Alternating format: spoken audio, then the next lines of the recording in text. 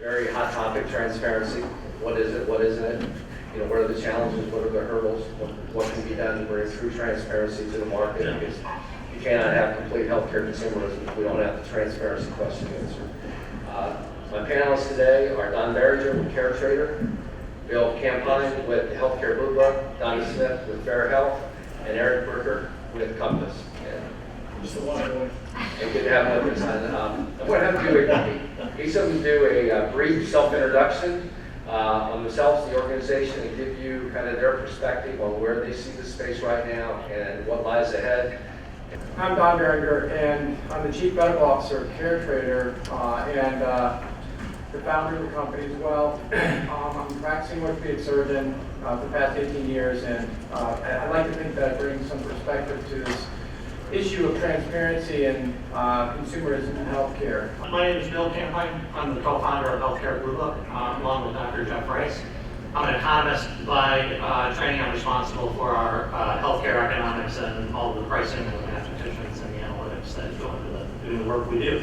As a company, we've been around since 2007, and we provide price and quality transparency solutions primarily to large self-insured employers, TPAs, and regional health plans. There's so many parts to this industry that Fair Health is really a part of all of the stakeholders, and our mission, let me just say, is to serve all the entities. Most of you may already have access to our data in some way or another. Health plans use it on a daily basis in their out-of-network member portals. There are also entities like my colleagues here that have also licensed the data to supply into their solutions to support their estimates, but it's also our educational mission. So my name is Eric Berger. I'm a general internist.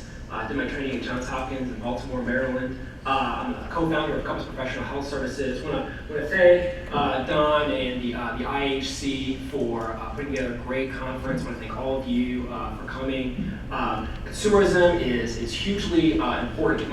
I worked on projects at the Cleveland Clinic, hospitals associated with Yale and the University of Kansas Medical Center. And so really saw all of the complexity of the contracting. And of course, back in the 90s, that really didn't matter, right? Because everybody had an HMO or a PPO, right? And I kind of jokingly say that PPO stands for Passive Patient Organization, right? You know, here's my $5, doc, do what you want, right?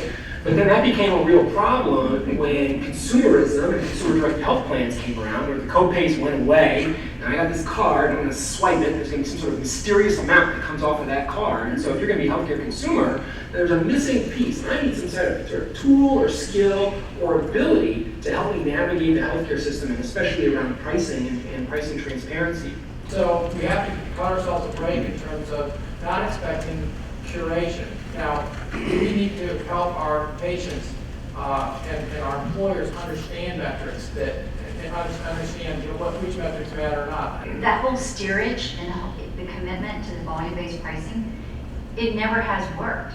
I mean, it did for the first year or two because they got, but it was a very small group. But if you can see the trends over the last 10 years, or even 15 years, you can see so many of the moving parts that we go from outpatient, now we're at the ASCs, now we're at urgent care, and you can see the trends of where all of those services are shifting, and it's going to continue to shift, and you're going to constantly chase the steerage to each of those entities. It's not like the health plan says, or the hospital says, hey, we've got this really awesome 3 Tesla MRI, we want to charge $3,000 for it, and then you're going to pay us that because it's a better MRI. That's not part of the conversation at all. Essentially what they engage in is a game of horse trading, where the hospitals kind of look at their charge masters and they look at their patient volume and they say, you know what, we really don't want to charge a lot for maternity because we have a lot of billboards promoting maternity care, we want to drive a lot of maternity volume, so we're going to charge $8,000 a baby.